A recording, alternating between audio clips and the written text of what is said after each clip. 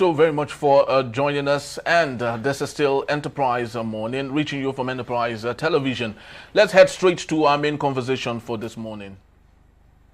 Former President of the Nigeria Labour Congress, NLC, and International Trade Union Confederation, Ayuba Wabba, has described the passing of ex-President Muhammadu Buhari as a profound loss to Nigerian workers and the masses. In a statement on Sunday, Wabba said Buhari was a pro-poor leader whose death came as a shock, especially to those who benefited directly from his policies.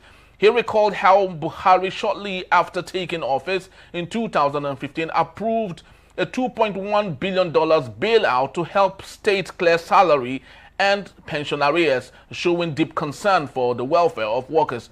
Wabba noted Buhari's continued support for labor, including the release of additional bailout funds in 2017, despite some governors allegedly diverting the resources. He also highlighted Buhari's active role in minimum wage negotiations, stating the former president proposed a figure higher than the 30,000 eventually adopted. Wabba emphasized that Buhari's firm stance against removing petrol subsidy, despite pressure from international bodies like the IMF and the World Bank, was a defining feature of his pro-people leadership. Paying tribute, Wabba said Buhari would be remembered for making a tangible impact on workers, pensioners, and the poor. He made the difference where it mattered most, said Wabba. He concluded by praying for Buhari's peaceful rest and offered condolence to the former First Lady Aisha Buhari, the children, and all those close to the late president. And I have with me, joining me from Taipei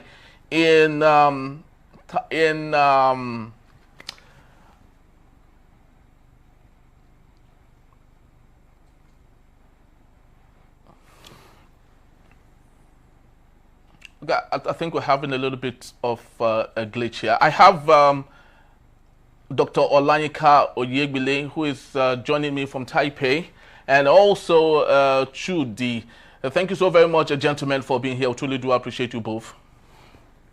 Thank you. Thank you so Thank you. much. Yes. So I'd love to start with you, Dr. Olanyika Oyegbile, and I'd love you to have your say. What do you think about all that has been said by the ex-NLC chair, that Tinubu was pro-poor? And I would love to believe he is saying this against what we currently have today in Nigeria. Well,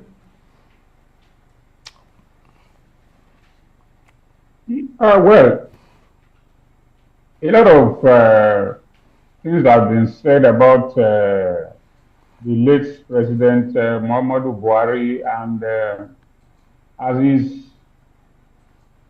want to say, people have been quarreling over it is proper to say any bad thing about a dead man or whatever. But from what Wabba has said, well, if you take a look at what is happening now against the backdrop of what happened during Buhari's time, you may tend to want to agree with him that, well, he did a lot, or he was pro-poor. But in another breath, you ask yourself, to what end? How did we eventually end up? Yes, Bola Tinubu did a very wrong thing, taking away the subsidy. I insist, because I believe that even when he decided to do that, they all know people who profited from the subsidy saga. What has happened to those people? They went home free. They are not. They are busy spending that money now, whereas the majority of Nigerians are suffering. So what do we do with them? In terms of Buhari being pro-poor, yes, to some extent, I will agree with him, because as the governor of Katsina said in one of his tributes, that Buhari always told him that he rather should continue doing what he wants to do, and that people will always say what they want to say. that he admired Bola Tinubu for taking away the subsidy because he wanted to do it, but people dissuaded him and all that. Well, to some point, maybe that is right, but to crown him as pro-poor at this time, for me, it takes a little bit of courage, a little bit of Wabba needs to convince me more to agree with him, because let's take for instance the issue of the coloring of the naira, which was done under his watch by Emefiele. How many rich people felt the pain as much as many poor people? I remember a former registrar or a registrar of Lagos State University died on the queue in a bank. A senior person like a registrar went to a bank to collect just 5,000 naira that they were giving them, and he died. So what is pro-poor in all that? What I see there is that, as it is always our way, we want to say nice things about dead people. So we bury the dead and also bury with them their bad works or bad reputation and give them, dress them in borrowed robes. I don't quite agree. Maybe physically or by mouth, yes, he was pro-poor, but in all his action, he was never. He didn't show it as much as he would have done. All the Almajiris who supported him to become president, and did he enact any policy that bettered their life? So I didn't see that, or I can't see that. Maybe because I'm far away in Lagos, I didn't see it in Katsina, but we see what has happened over his, and after the announcement of his death. So I think Wabba was just trying to be politically correct by saying that. Very true. Politically correct, you say. I'd love to go to you, Mr. Chude. What do you have to say about this?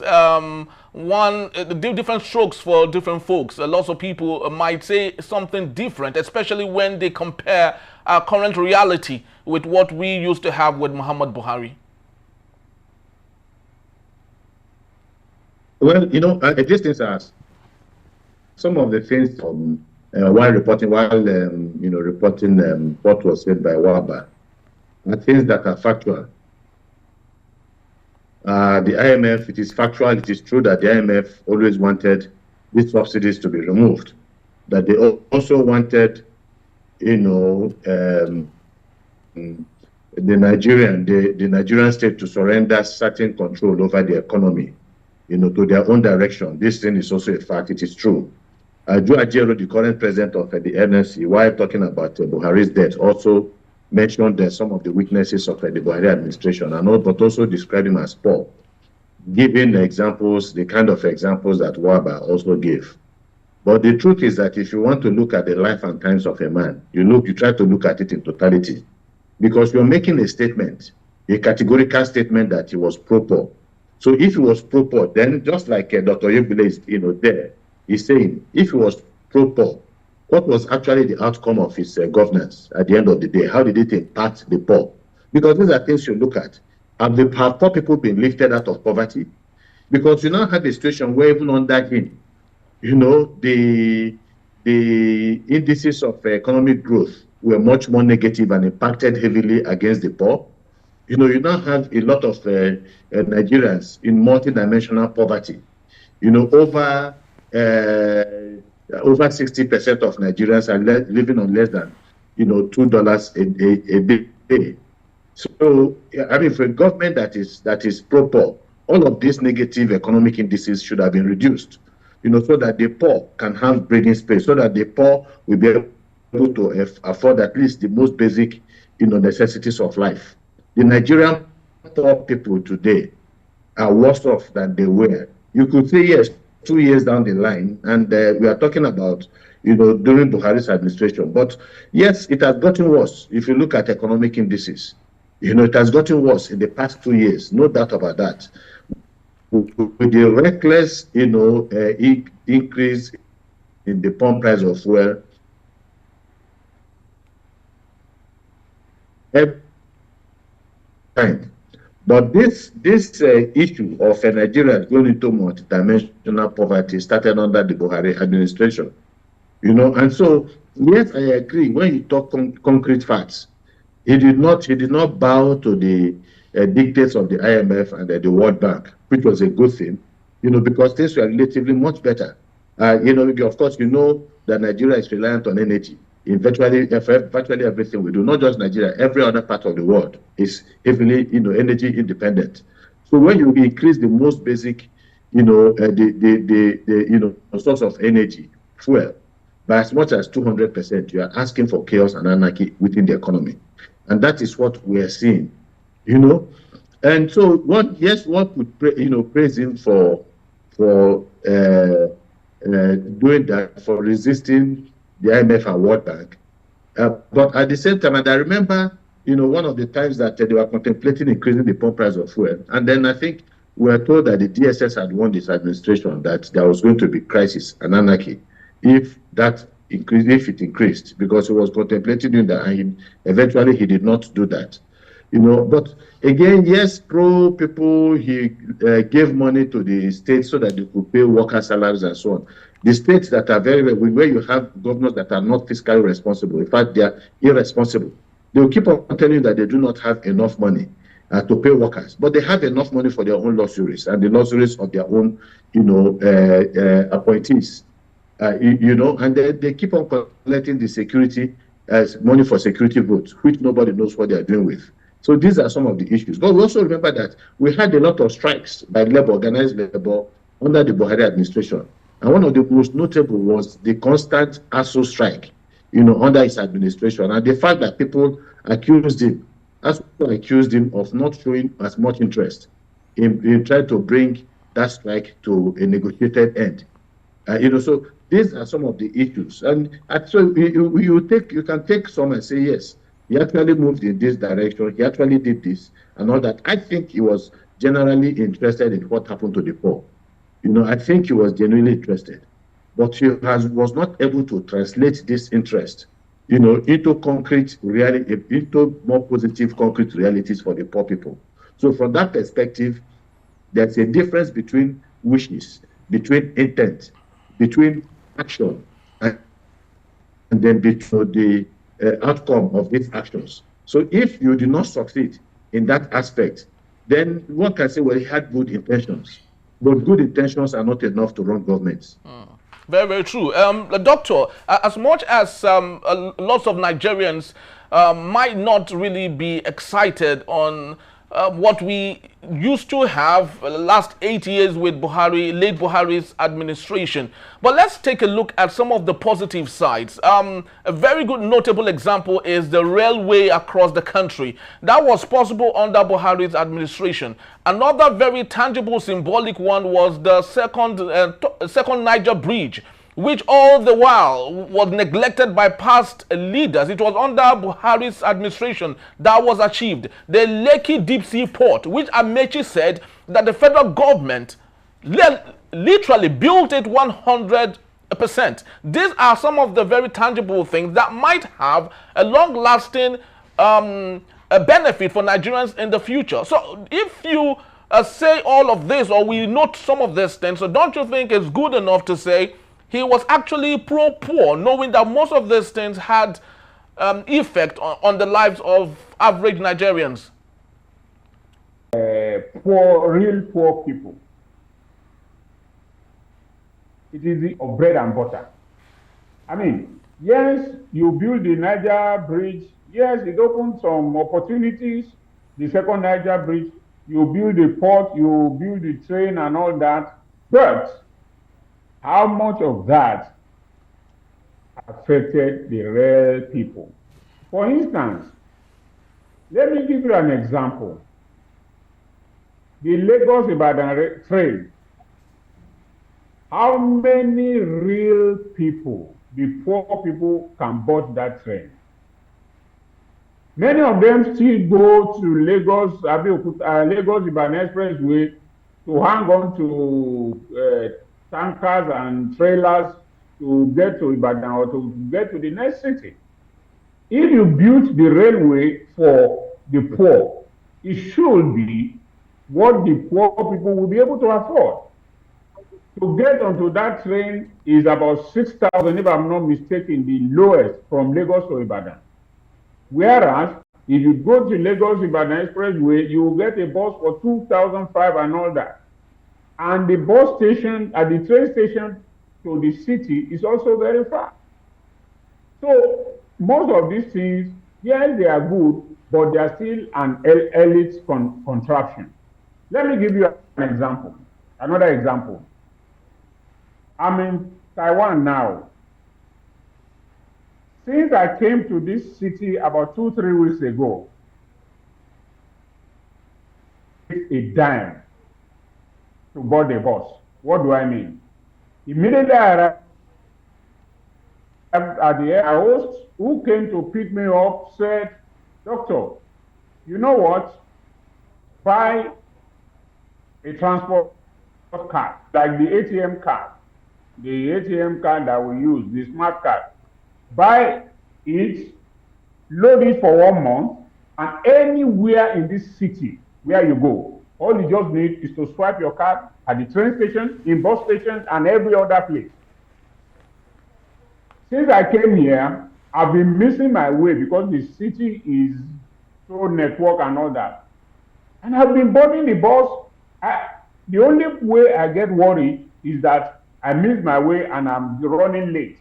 But as of payment, I don't get worried on that, because if you miss your way 20 times, as long as you have that card, you swipe it from the bus and it will last you for 1 month. It's not that, you have boarded the bus 40 times rather than 20 and then your money has finished.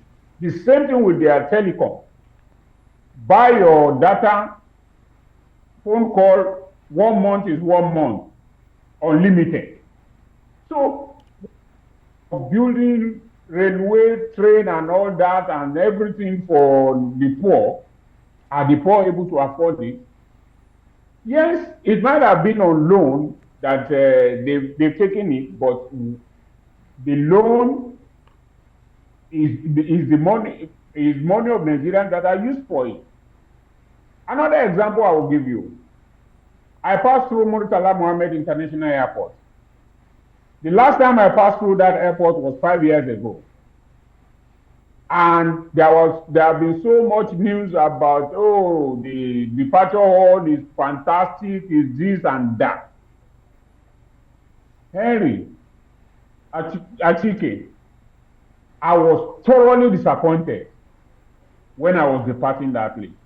As far as I'm concerned, that place is just a complete white sepulcher.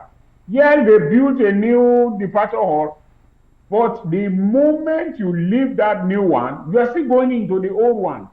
The same system, air conditioner not working, poorly lit alley and all that. Yet, billions of dollars were claimed to have been spent on that.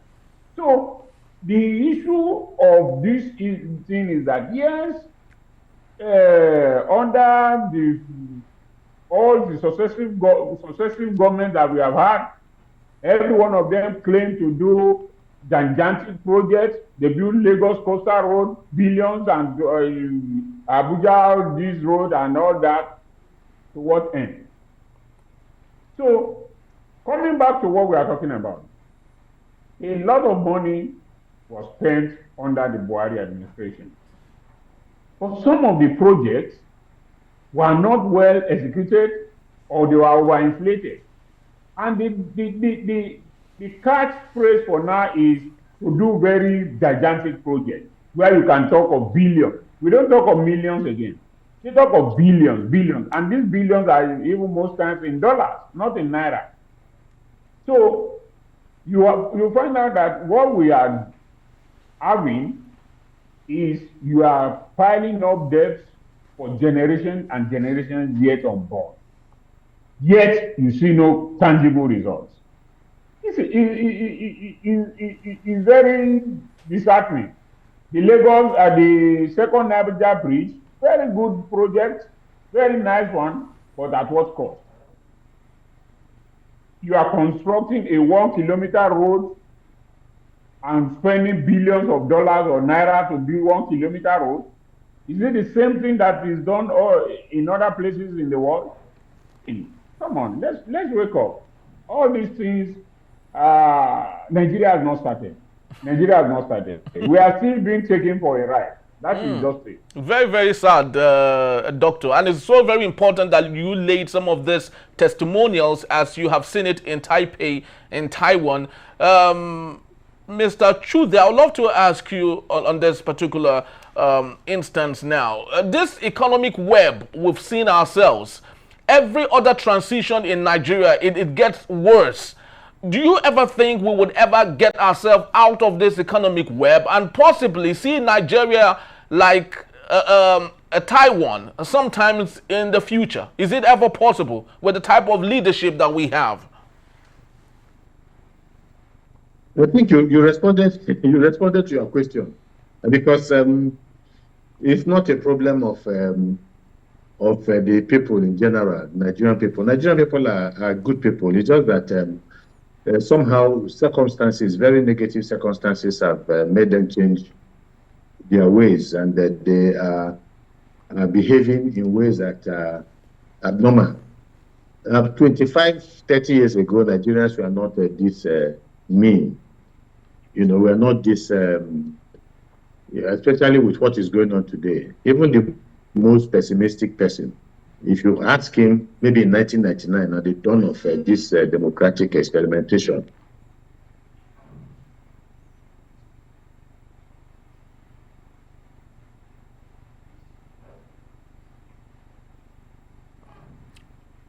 Yeah, are you still there? Can you hear me? Yes, can you hear me? Can hear you very well. Can you hear me? Yes, very well. I can hear you. Can you hear me? Yes, I can. I can hear you. Okay. I think I had a disturbance. All right.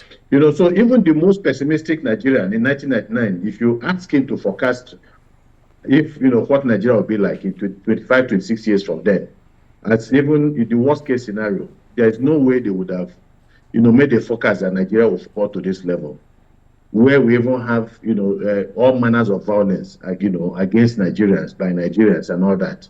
And so it's a terrible situation, really. So it is difficult. It was Chinua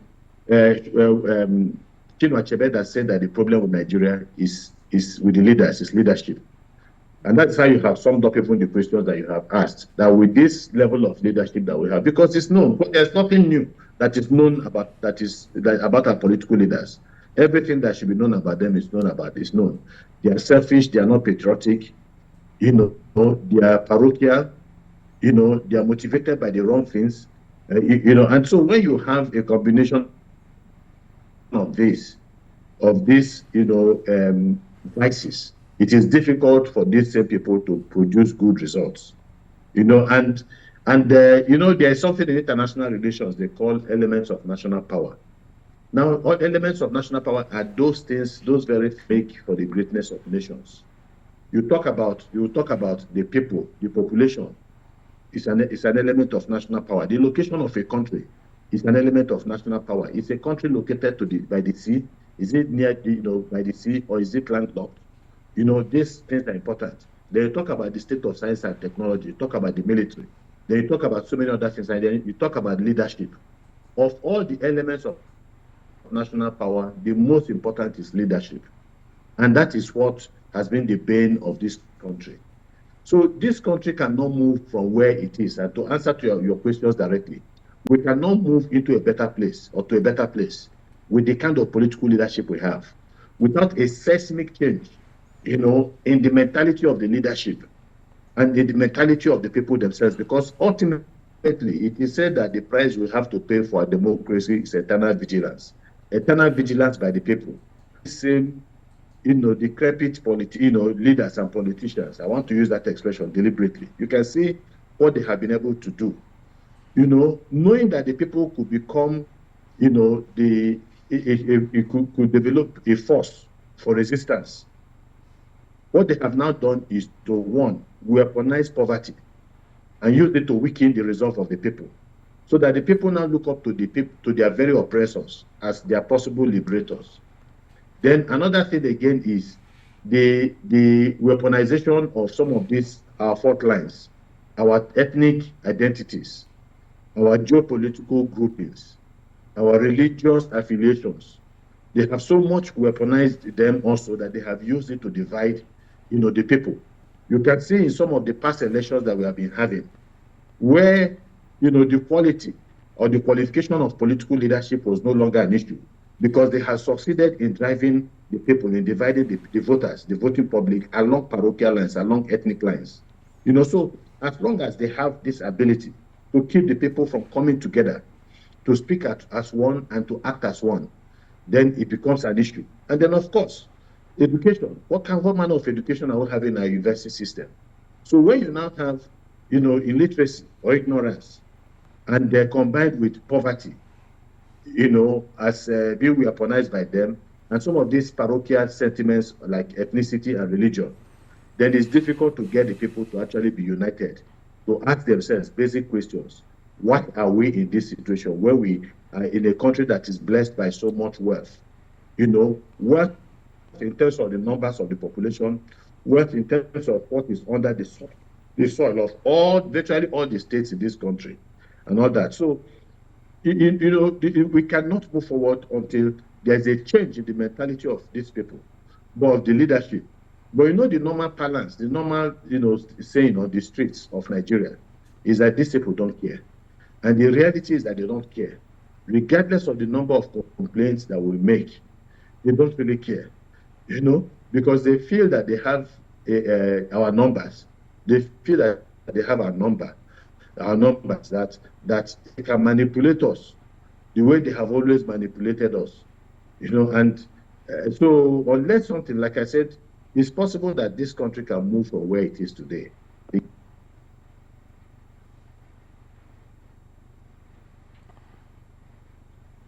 So no the politics in this country to be able to bring that about. All right. Something radical has to happen within the polity to bring that about.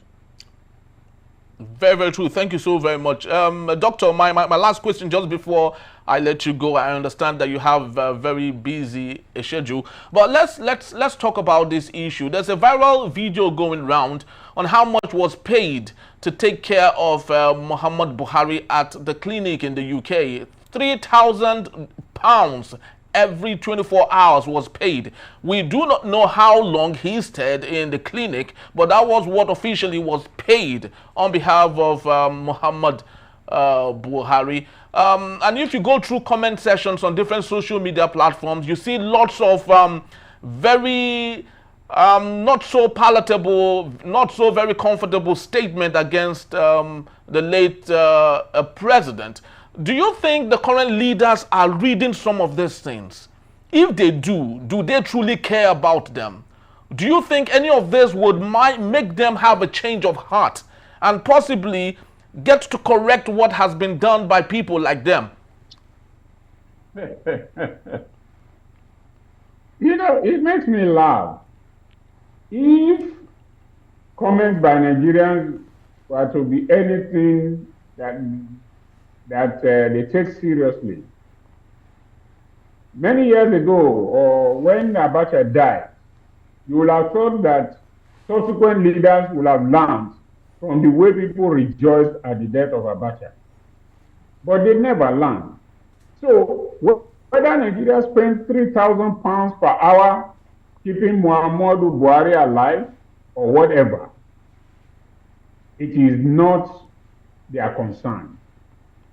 So you spend the country's hard-earned money keeping a man alive, a man who was a retired general, a former president, a former head of state, and all that. Yet the country spends so much to keep them alive, to keep him alive. And when you see comments that are being made by people, I don't blame them, because half or quarter of what we spent on each and every one of these leaders if it had been spent on infrastructure in Nigeria, we won't be where we are today. Take it or leave it. Olusegun Obasanjo might not be the ideal example. Okay? But for once, you know that Olusegun Obasanjo will not be caught doing this kind of thing. Maybe because he's lucky he doesn't have any terminal disease or whatever. But why is it that every president that we have in Nigeria will never build a medical facility that will be able to take care of them? And then they will be talking of Japa, people are Japaing and all that. Why will people not Japa? When I believe very seriously that what is happening now, among the doctors who likely took charge of Muhammadu Buhari, there will be one or two Nigerians there. Yeah. Why did these people leave? These people left because of bad influence and bad condition of service and all that. So you find out that our leaders don't learn. The current president went to St. Lucia Island, spent a week. From there, he went to Brazil. After leaving Brazil, nobody knew where he went for 4 or 5 days before he returned to Nigeria. All on medical tourism. So why should we continue to sustain this kind of leadership that don't have any faith in Nigerian system? So the only thing that they do is Nigeria has become a burial ground for them. They only live out of their life abroad, and when they die, they come home and be buried. Do you know how much money they will have spent? The vice president and the delegation that went, it's not only, they all didn't go in one aircraft. The governor of Borno State and the other delegation have been there ahead. The vice president and the delegation went, the family went, and every one of them will be brought back. You know how much billions of naira that has cost the country? I mean, we are not a serious country. We are not a serious country. We spend so much money on inconsequential. The money that has been spent taking care of all these people will have been spent, even if it is just one teaching hospital that you keep, and then you fly the president from Abuja to wherever the hospital is, or if it is in Abuja and you take care of him. But it will not end with Muhammadu Buhari. Other people are still doing the same thing. When are we going to be out of this vicious cycle? That is the question we should be asking ourselves. It's so unfortunate, it's so sad that in the 21st century, this is what we are still talking about. Nigeria still having its president, its leader going abroad to seek medical care. Very disheartening. Very disheartening, Doctor. Achike, in 60 seconds, if you may, sir, I would love to ask you. I did some research while we were doing this conversation on how much it will cost us to build a typical Wellington hospital where Muhammad Buhari died.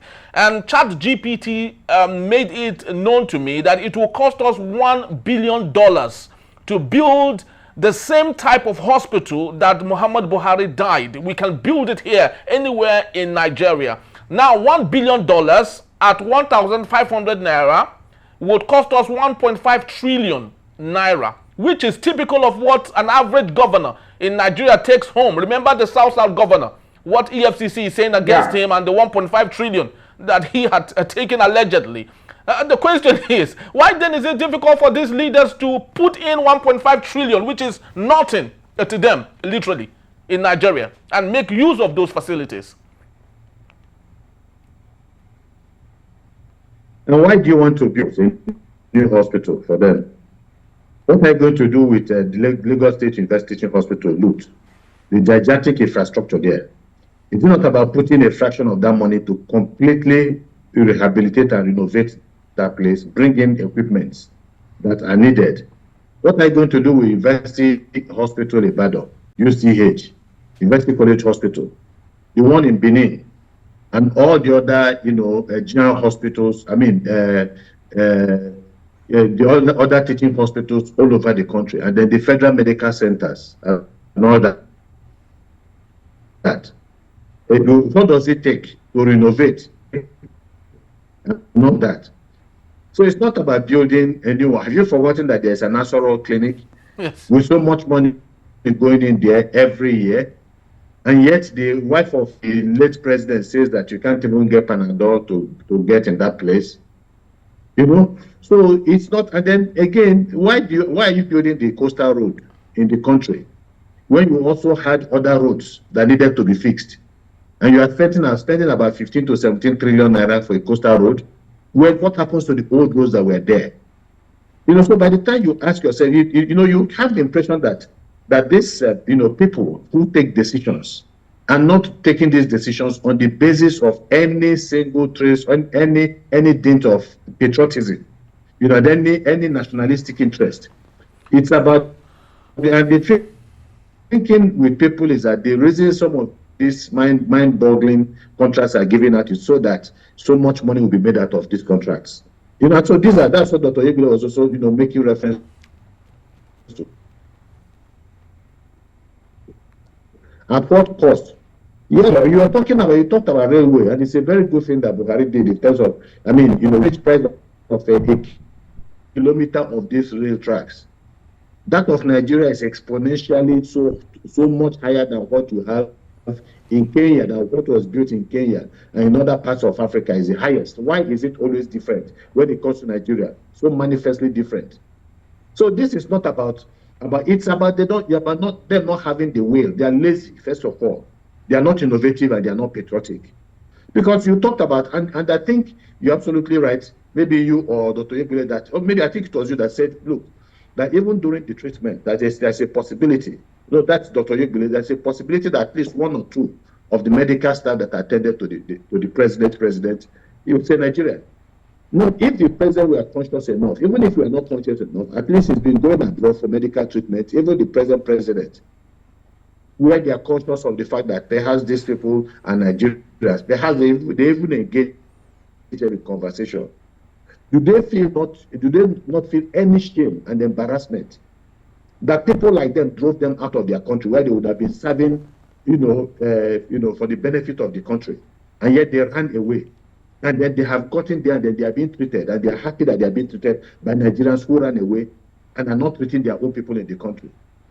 So these are some of the issues, and it's sad, it's unfortunate.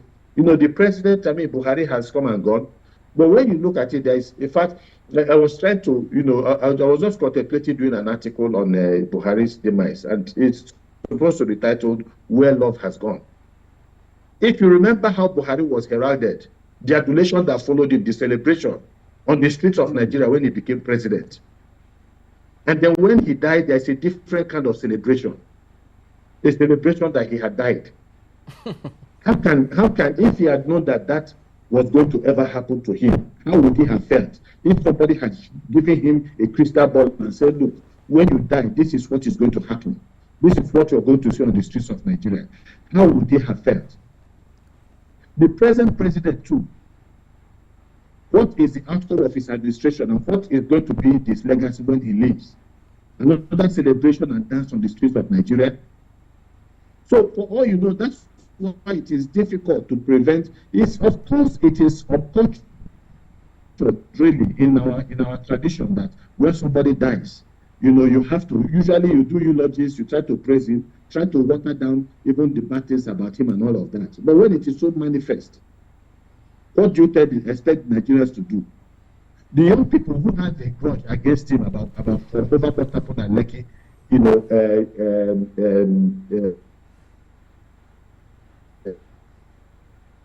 at Lekki, the massacre that took place, the issues, and it is sad because now he, unfortunately, or fortunately for him, I think it's a good thing.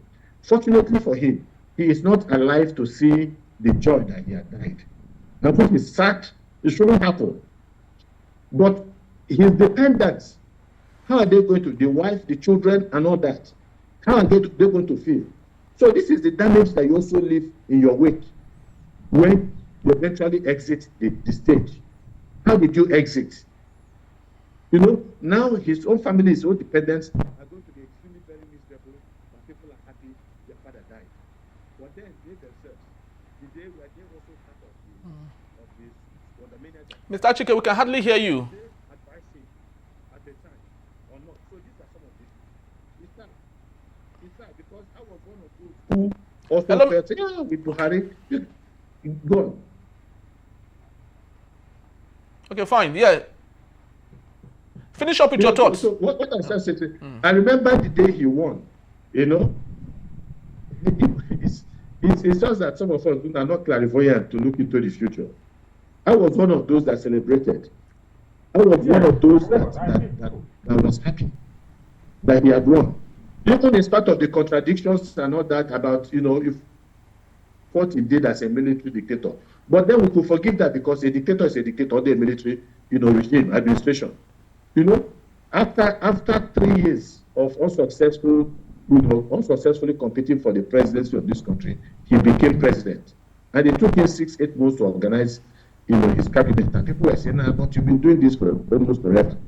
You know, but like I said, I rejoiced at his emergence because we were saying that better to remove, you know, that he has come in place of that incompetent, Jonathan, 2 left legs. They used to call Jonathan 2 left legs and all that. He couldn't do anything about insecurity. He couldn't do anything about power infrastructure. He couldn't do anything.